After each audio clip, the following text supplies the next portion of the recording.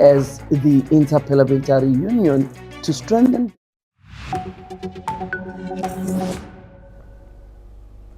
Hello and welcome. I'm Sima Katauka and you're watching the World Report on NewsX World. Let's take a look at the top headlines of this hour. Iran's President Masoud Pezeshkian orders security forces not to crack down on economic protests, drawing a distinction between peaceful demonstrators and armed rioters.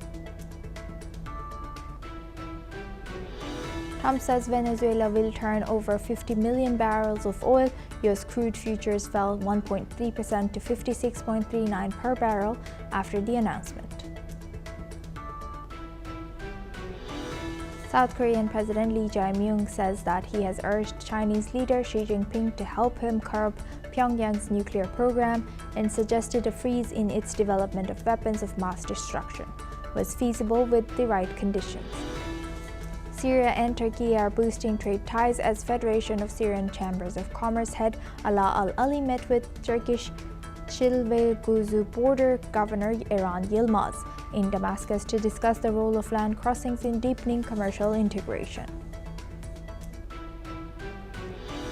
South African President Cyril Ramaphosa has said that he's deeply concerned by U.S. military action in Venezuela, calling for the immediate release of President Nicolas Maduro and his wife, and he has urged the UN Security Council to intervene. According to Jordan's foreign ministry statement, Jordan's Deputy Prime Minister and Foreign Minister Ayman Safadi and Turkish Foreign Minister Hakan Fidan held talks on bilateral ties and regional developments. With a focus on Gaza, the West Bank and Syria, the two ministers have stressed full implementation of the Gaza ceasefire and its second phase. The board of entertainment and news giant Warner Bros. Discovery has rejected an updated takeover bid by rival Paramount. Continuing to prefer an offer from the streaming behemoth Netflix, the company said in a statement that the board has unanimously determined that it is not in the best interests of the WBD.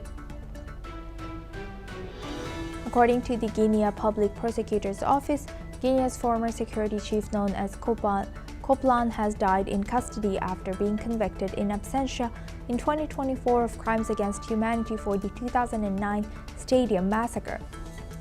The massacre has killed at least 156 people and 109 women were raped.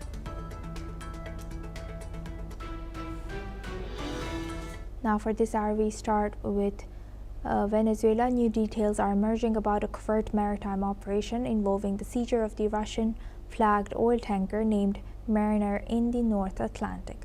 After a dramatic weeks-long pursuit of violating U.S. sanctions, the vessel was previously known as the Bella 1 and tried to evade a U.S. blockade near Venezuela before heading north across the Atlantic. The tanker was being tracked under suspicion of transporting sanction-linked oil and was intercepted after changing its name and flagged to Russia's in an apparent bid to avoid capture. During the operation, Russian naval assets, including a submarine,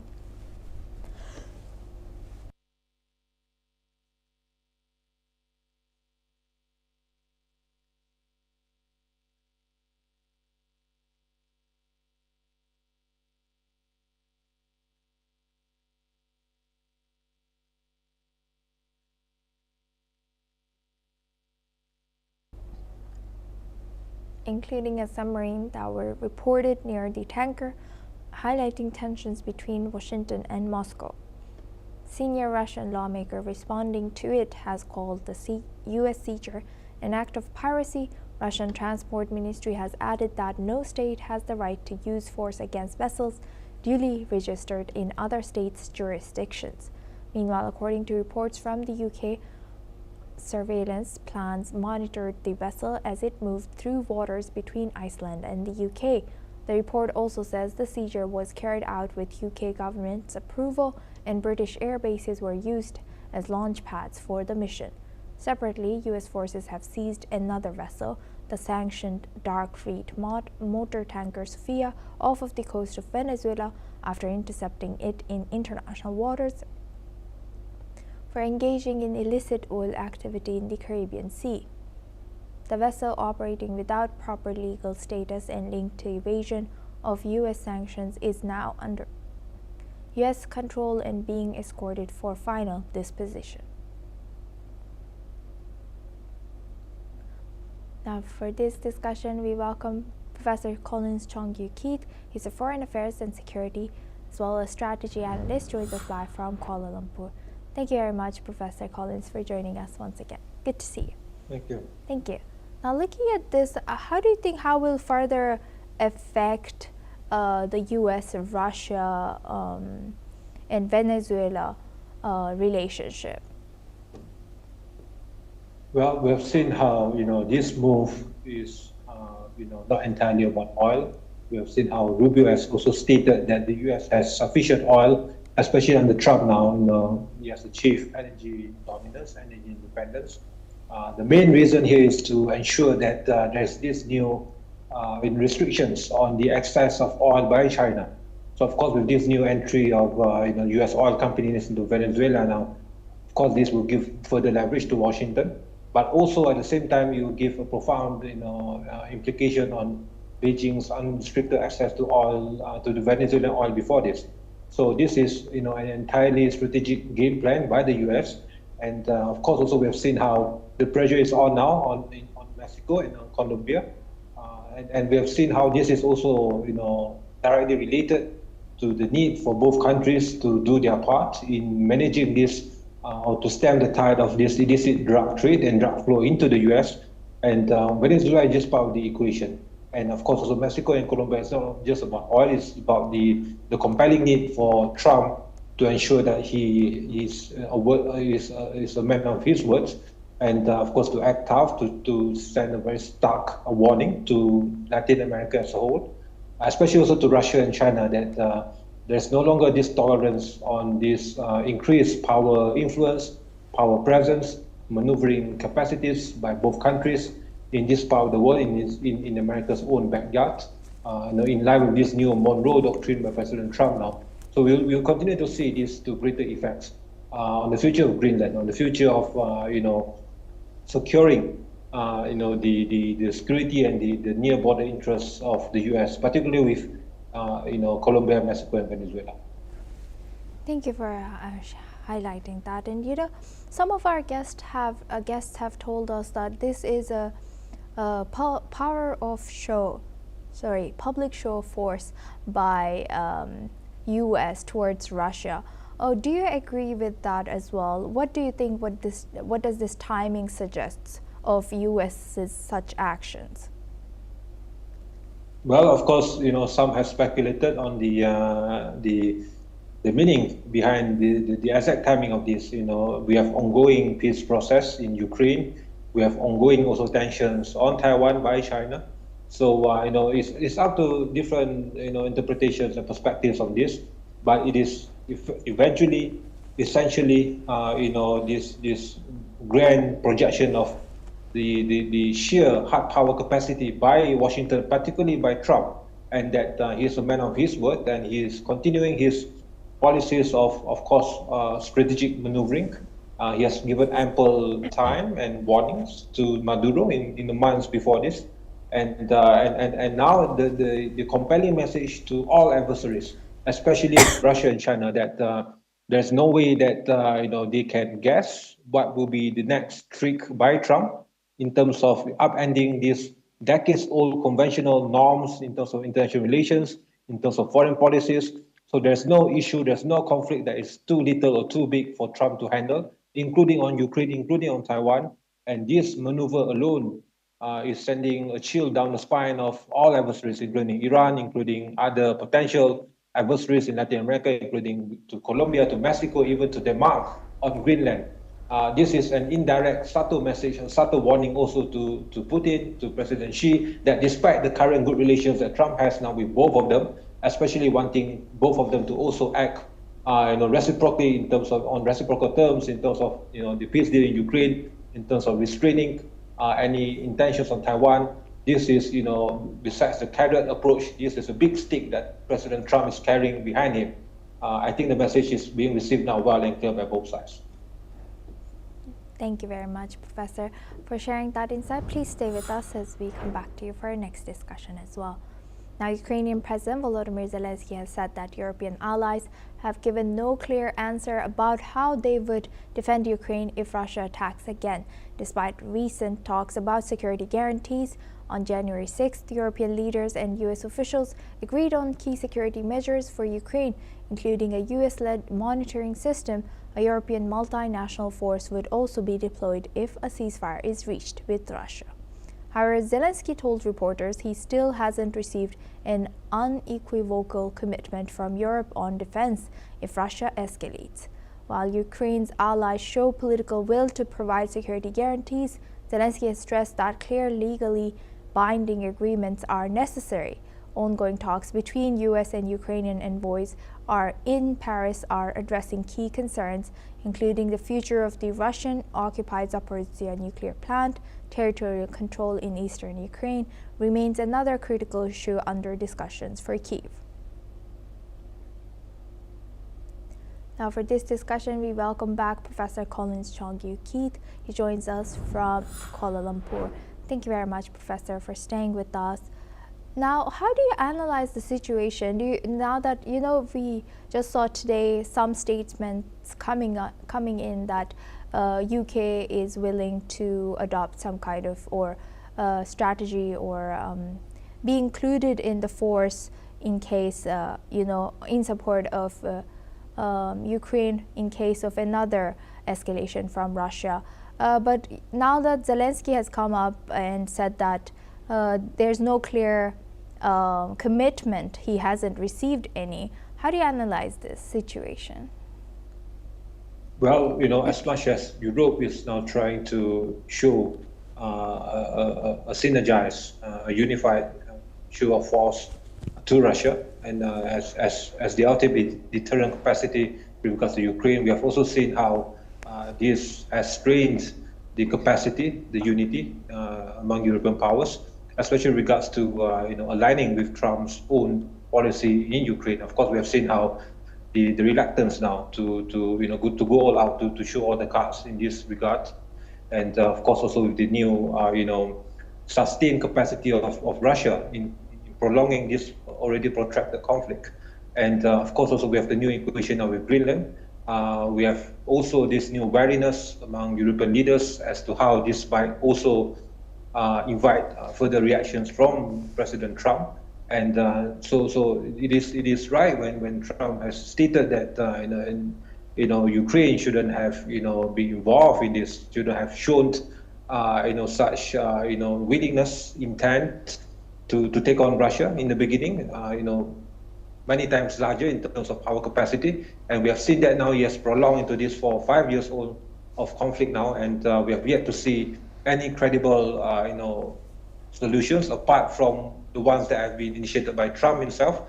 And if this goes on without the involvement of Trump, Europe will be left with further, they'll be trapped further in terms of how to respond effectively.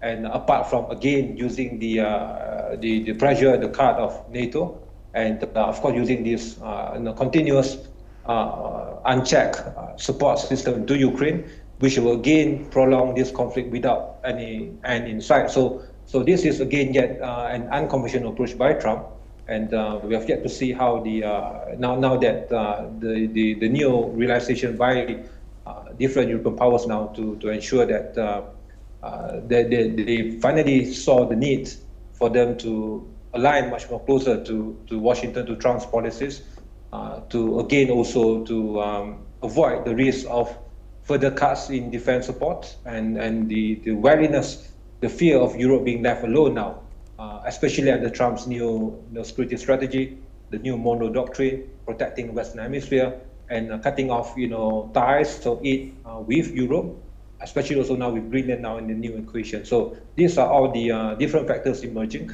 and they have also played a part in how they will react to the case of Ukraine and to project this unified front against Putin.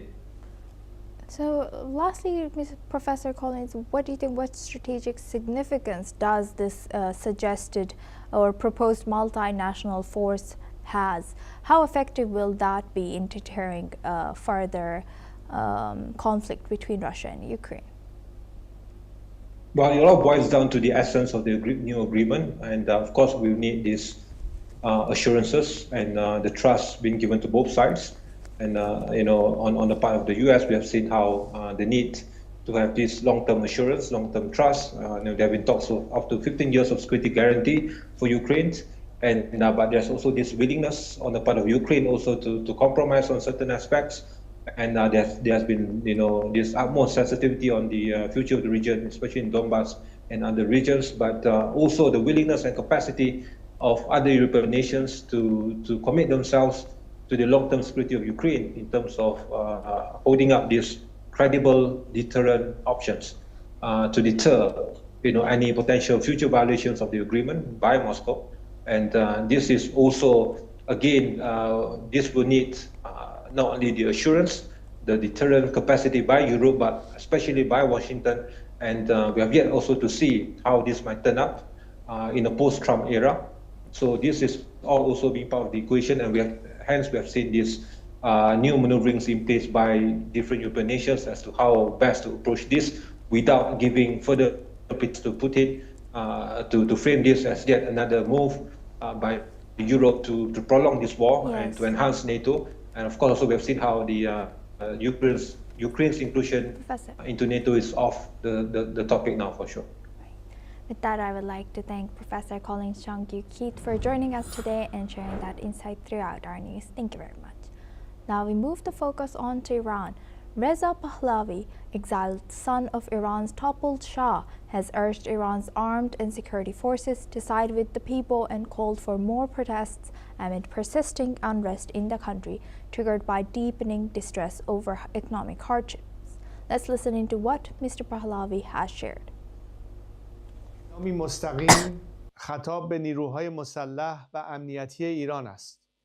شما که لباس نظامی بر تن کرده اید تا از ملت ایران دفاع کنید و اینک در معرض یک انتخاب تاریخی قرار دارید.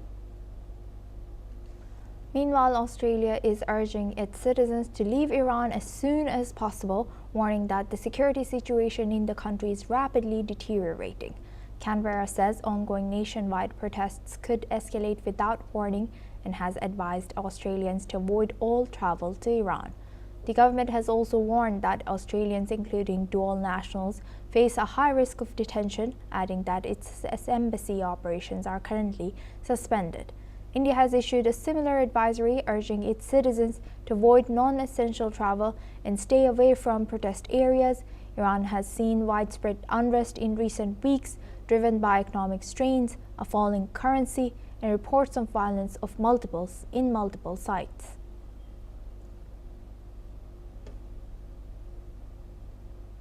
Now for this discussion, we welcome Mr. Ross Feingold. He's a political analyst, joins us live from Taipei. Thank you very much, Mr. Feingold, for joining us once again. Good to see you. Now looking at this, who exactly is Mr. Reza Pahlavi, and what significance does he hold in commenting from outside as an Iranian diaspora towards Iranian people? Does he have any effectiveness, I must say? Yeah, but both your questions are highly relevant to the ongoing situation. So he is the son of the former and deposed leader, or Shah, as they call it in Iran, the former royal leader. But does he really have popularity and influence in Iran itself? We don't know, but frankly, the safe assumption to that is no. And the reason why we could safely say that is, even without any on-the-ground polling information to give us an answer one way or the other, we have a lot of recent experience, specifically in the Middle East, where exiled politicians, people involved in exile groups or dissident groups or groups that opposed the government, came back after being abroad for literally decades and leading opposition to the government, and they had no popularity with the public. That doesn't mean the public dislike them per se, but they don't know who these people are other than they've been vocal opponents and lived abroad, when there are people often who've been on the ground, who've been opponents of the previous regimes, people who've served time in jail, for example, or led armed rebellions. So there's always going to be alternative leaders who have more popularity with the public, whether that's amid ongoing protest or in the event that there's a change in government. So although he gets a lot of media attention, he could travel to different capitals around the world, whether that's Washington, D.C., London, Paris, or Jerusalem, and get meetings with government leaders in other countries. Is the public in Iran waiting for him to come back and take the reins of leadership? The answer to that is probably no. Thank you for highlighting that. And do you think he is eyeing some kind of political power or some kind of influence in Iran in case the regime falls? Clearly he is. It doesn't matter what he says to deny it, or if he says something like it's up to the people, or I favor a constitutional monarchy, if that's what the public wants. He wouldn't be traveling the world and making statements and being active on social media if he didn't want a political role in a post-theocracy Iran. So clearly he does. And if he denies that, he's just not being honest. Again, whether or not the public in Iran wants him or hopes that he comes back and fulfills that kind of role, the answer is probably no. We don't know for sure. But it's safe to say that he wants to be relevant. Otherwise, he would fade into oblivion. He wouldn't be trying to maintain a public role as he's currently doing. And Mr. Feingold, what more can you tell us about the current situation that's unfolding in Iran? It's accumulated frustrations. Now, over the past 15 years or so, there's been multiple large-scale protests in Iran over what ultimately tells us is the same set of issues. Sometimes it's frustration with the state of the economy. Sometimes it's frustration with corruption. Sometimes it's frustration with the very heavy-handed repression of the authorities, whether that's forcing women to wear headscarves or other types of restrictions on what people could say or what they could watch online or on television or in movie theaters. So the frustrations of the public are very well known. Sometimes there's different trigger points that cause people to come out onto the streets. So, for example, one of the previous ones which caused large-scale protests was the murder by the authorities of a young lady because the authorities who grabbed her off the street said she wasn't wearing the proper headdress.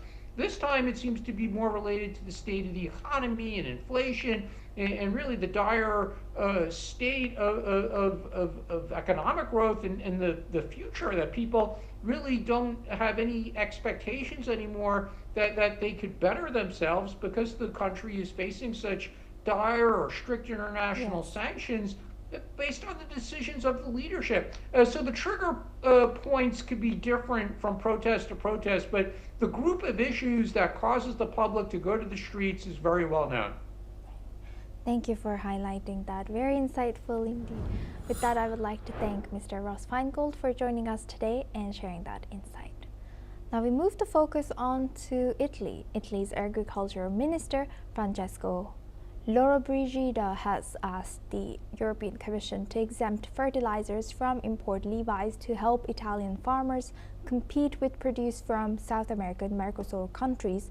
In a letter to a European Commissioner, Christophe Hansen, Lollobrigida has urged that a suspensive clause on the carbon border adjustment mechanism be activated immediately, citing an alarming market situation. His letter comes ahead of an EU agriculture ministers meeting on Wednesday to discuss the proposed free trade deal with Mercosur.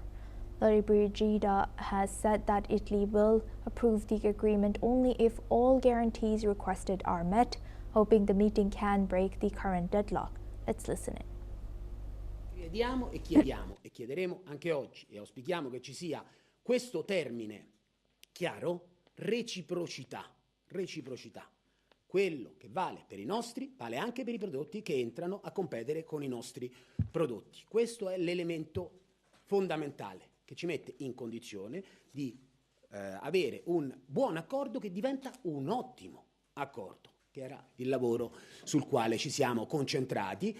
Come sapete abbiamo richiesto il rinvio della firma del Mercosur proprio per avere queste garanzie. La sospensione, lo dicevo prima, del SIPA, ma chiediamo la non applicazione del sistema tariffario e aggiuntivo che ci sia anche la sospensione dei dazi nei paesi rispetto alle importazioni dei paesi terzi, perché compensa non discutere le vicende legate al sistema sanzionatorio.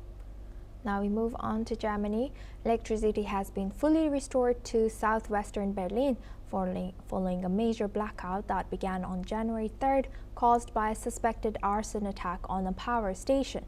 The outage affected nearly 100,000 households and over 2,000 businesses, marking the longest power disruption in the German capital since World War II. The fire, which destroyed a cable duct over a canal, left residents without heating, disrupted mobile phone networks, and delayed trains during freezing winter temperatures. Authorities have linked the attack to the far-left activist group Volcano, which has previously targeted energy infrastructure near Berlin. Let's listen into what the Berlin mayor has said on the incident. Dritten Tag hier, morgens frühstücken, werde auch nachher nochmal duschen, ja, und einen Tee trinken, die Akkus laden der Handys, ja. Das ist schon sehr wesentlich, weil zu Hause sind 12 Grad ohne Kerzen. Meine Frau hütet die Wohnung, hat jetzt 12, 14 Kerzen im Betrieb, damit die Katzen auch nicht frieren und die Temperatur nicht allzu sehr absinkt. Aber das ist schon heftig, in der Kälte zu schlafen dann. Now we move on. Restoring power was a complex operation that began on Wednesday morning, supported by the German army to help residents cope with the extended outage. Let's now listen into what a Berlin's resident has said on the power outage. Dadurch, dass die Bundesanwaltschaft jetzt übernommen hat, was die Innensenatorin ja vor einigen Tagen hier auch gesagt hat, wird das nochmal unterstrichen, um was es hier ging.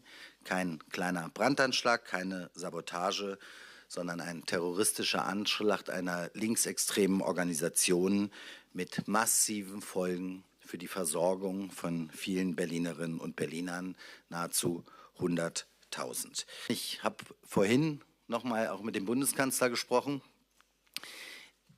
Diese kritische Infrastruktur besser zu schützen, das gilt nicht nur für Berlin. Wir werden uns hier im engen Austausch mit den anderen Ministerpräsidentinnen und Ministerpräsidenten, aber auch mit der Bundesregierung gemeinsam austauschen, wie wir die kritische Infrastruktur in unserem Land besser schützen können. 3/4 ist mit Videoüberwachung, mit Videoschutzmaßnahmen ausgestattet. Wir wollen sehr schnell auf 100%. Moreover, the incident has prompted calls from politicians for increased investment in infrastructure security. This comes amid warnings from domestic intelligence about the rising threat from left-wing extremist groups. Now we move the focus on to Africa. The military regime in power in Burkina Faso claims to have foiled what it says is yet another attempt at destabilization aimed at eliminating its leader, Captain Ibrahim Traoré, and masterminded by the former president, Lieutenant Colonel Paul Henry Sandaogo Damiba, who has been in exile in Togo since his ouster in September 2022. Let's in fact listening to what the junta leader has said. C'est l'occasion pour moi de féliciter et de saluer le travail fort appréciable des services de renseignement. Grâce à leur professionnalisme, le Burkina Faso a déjoué pour la énième fois des tentatives de déstabilisation. Le 3 janvier 2026 à 23h, il était prévu une action de déstabilisation du pays. Cela allait se faire par une série d'assassinats ciblés des autorités civiles et militaires, en commençant par la neutralisation du camarade capitaine Ibrahim Traoré, chef de l'État, président du Faso, soit à bout portant, soit par une action pour miner son domicile. That's all we have time for. Keep watching NewsX World for more news updates from around the world.